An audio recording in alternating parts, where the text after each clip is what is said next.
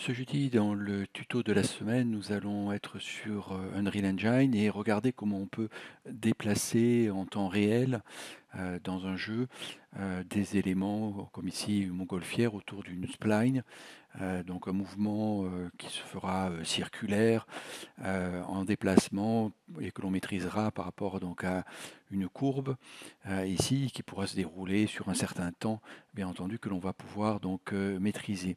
Donc on va regarder donc la mise en place de cet élément-là qu'on va faire donc sous la forme d'un blueprint simple, mais qui permet de mettre des éléments en animation pendant le déroulé d'un jeu. Pour réaliser le visuel que l'on veut d'animation, donc du ballon dirigeable en montgolfière ici, que l'on veut donc mettre en animation sur une courbe pendant le déroulé d'un jeu, donc en temps réel, hein. Donc on a deux possibilités, juste pour le redire ici, la possibilité donc de faire de l'animation en temps réel avec par exemple notamment la solution du blueprint que l'on va voir justement là maintenant, et la possibilité aussi de faire donc de l'animation avec du précalculé, donc sur le séquenceur où on va sortir donc une vidéo, et là on va de la même manière la possibilité d'utiliser donc une spline, une courbe pour se déplacer, mais ça sera à ce moment-là dans le séquenceur. On pourra le voir sur un autre tuto du jeudi, bien entendu. Donc ici en fait ce que l'on va faire, c'est que l'on va créer donc un nouveau blueprint. Donc en venant au bouton droit de la souris, Blueprint Class, ici, Actor, BP dirigeable, ou BP donc Airchip, pour reprendre la terminologie anglaise, ici. Et donc à l'intérieur de ce blueprint, l'avantage de réaliser ça sur un blueprint, c'est qu'on va pouvoir donc le dupliquer, puisque on va pouvoir mettre en place donc à partir de cet élément de base qui va être dans le Content Browser, ici on va pouvoir faire drag and drop et le mettre plusieurs fois donc dans la scène, et à chaque fois donc pouvoir avoir la possibilité de modifier la courbe, de modifier la longueur de la courbe et ainsi de suite, les paramètres, pour avoir différentes animations en temps réel dans la scène. Ok, donc à partir de ce blueprint, on a le défaut scène route classique. On va pouvoir donc mettre en place les différents éléments que l'on a besoin. Donc notamment eh bien le vaisseau dirigeable et autres qui va être piloté par la curve, et la curve au minimum à mettre en place ici dans les éléments.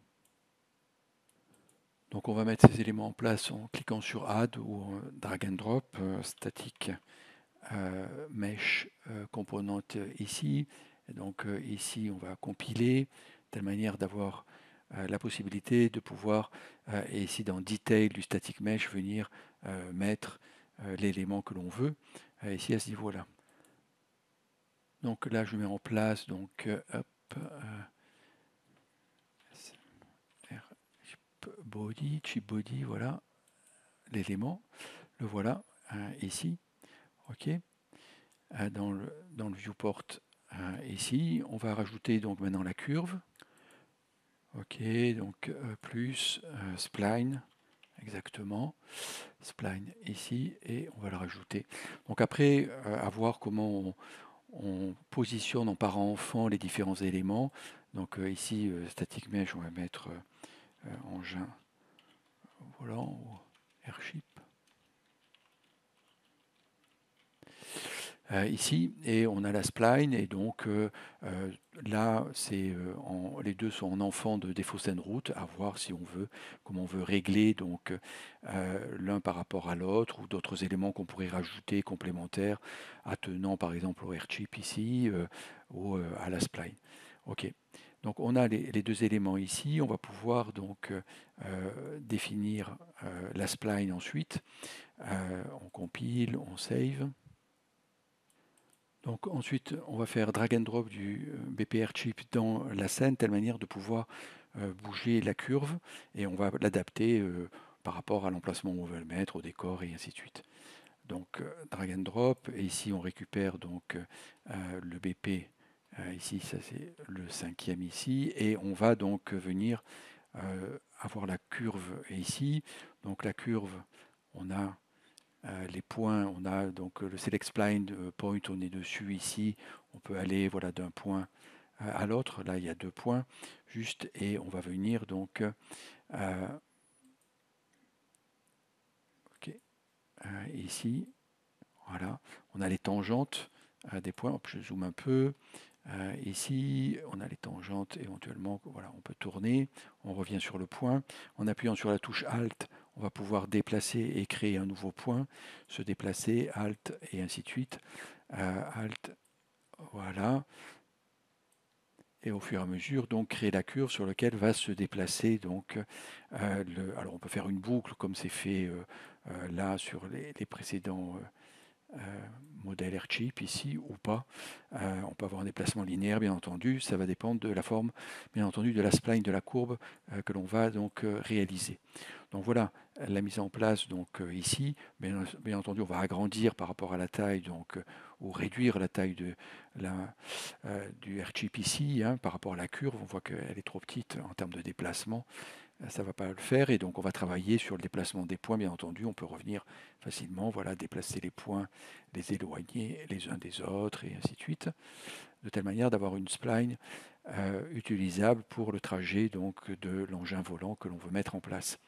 Ok, donc à partir de là, eh bien, on va pouvoir revenir donc maintenant sur le Airchip ici, sur l'Event Graph ici, et on va venir sur le Event Begin Play ici à ce niveau-là. Et on va venir donc justement travailler sur le temps timé avec donc time ici, add time, voilà. Et on rajoute donc un node time qui va nous permettre de venir donc jouer sur la durée, sur le temps. Alors on le met en event begin play ici pour au début du jeu, ça va se lancer. Mais ça peut être très bien avec un événement, donc un event, acteur begin overlap par exemple, celui qui est en dessous, le classique, ici ou d'autres bien entendu. On va lancer donc le timeline ici avec un événement. Donc le timeline, c'est un peu comme un eventic, hein. Il va jouer le temps et sortir une valeur au fur et à mesure que le temps s'écoule, cette valeur évoluant, elle, avec le temps. Donc on double-clique sur le timeline ici et on peut rajouter donc des pistes add flow track ici donc on va l'appeler parcours, c'est comme ça que je l'ai appelé parcours ici, et on va pouvoir donc définir des clés de ces valeurs là dans le temps, donc add key ici, donc on va partir de 0 0 par exemple, et puis on va aller jusqu'à une certaine valeur. Donc on va recréer une clé ici, add key ici, on va mettre par exemple 100 value time 100 value 1 ici.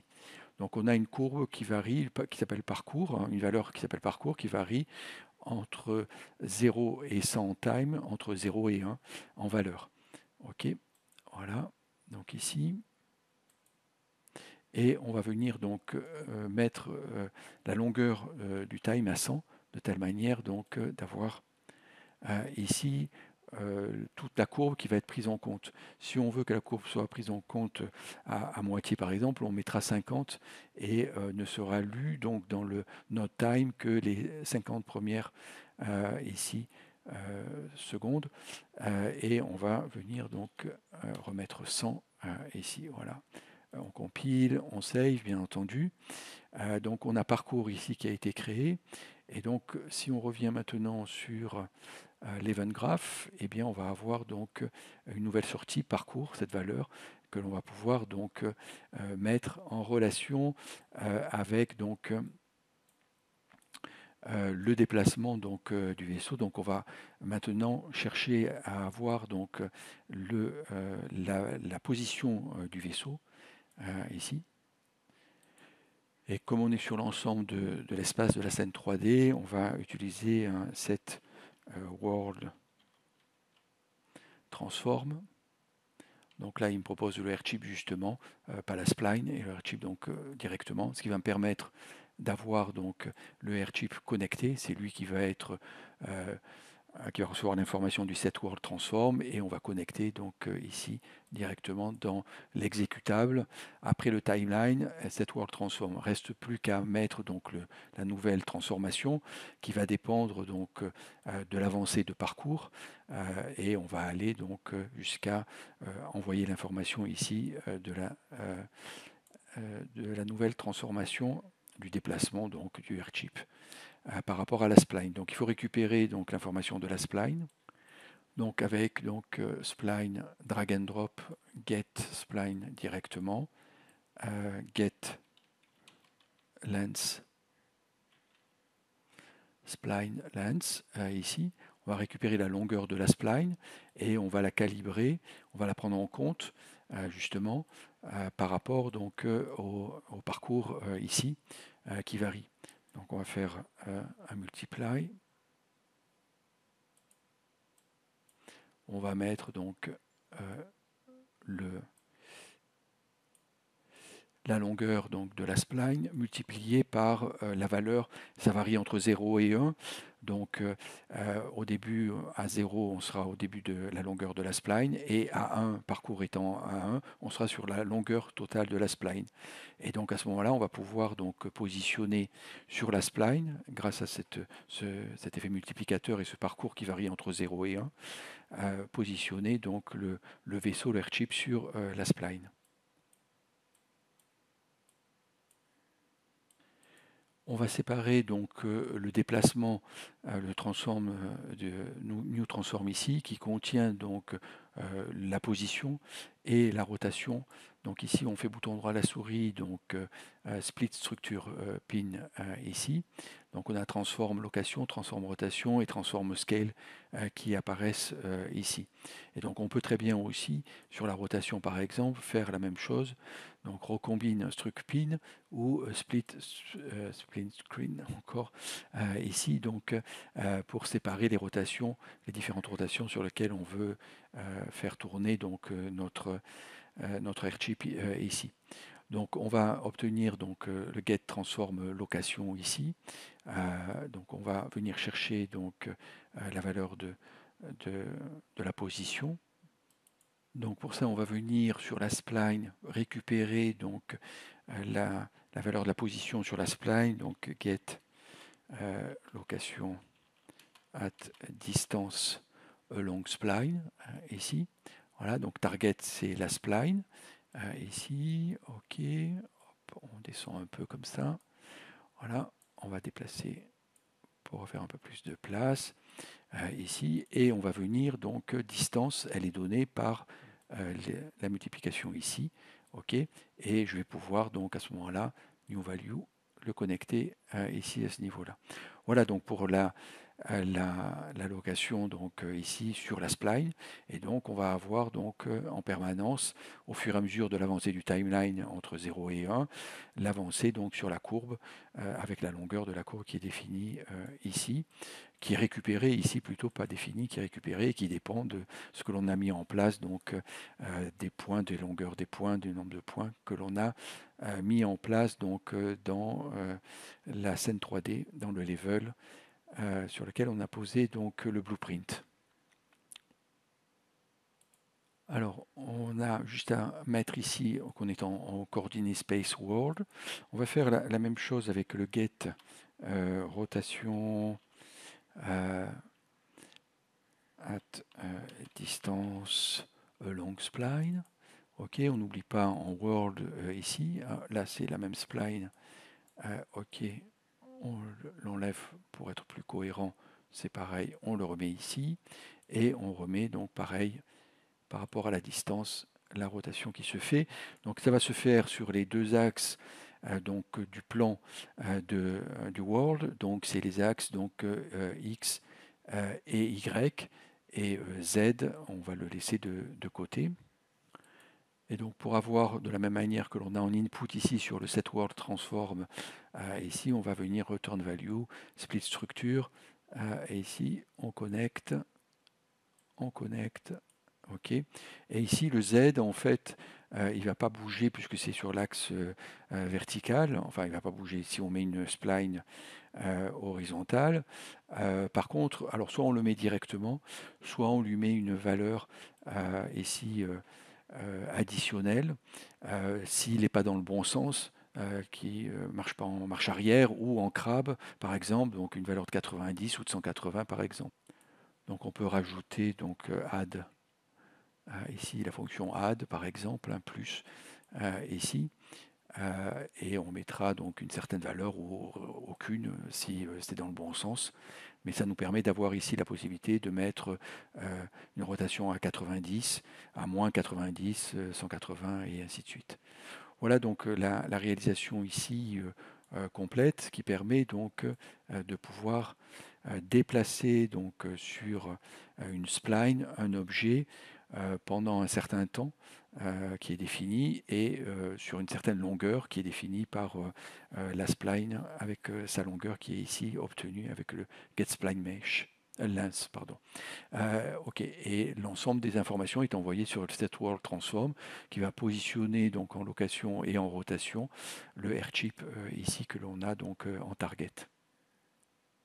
Voilà, donc on a élargi donc la curve, on a réduit donc la taille un peu du airchip ici. On peut encore ajuster, bien entendu, c'est ça l'avantage de la spline, le trajet par rapport aux différents éléments, au décor et ainsi de suite, et la longueur aussi donc du trajet ici.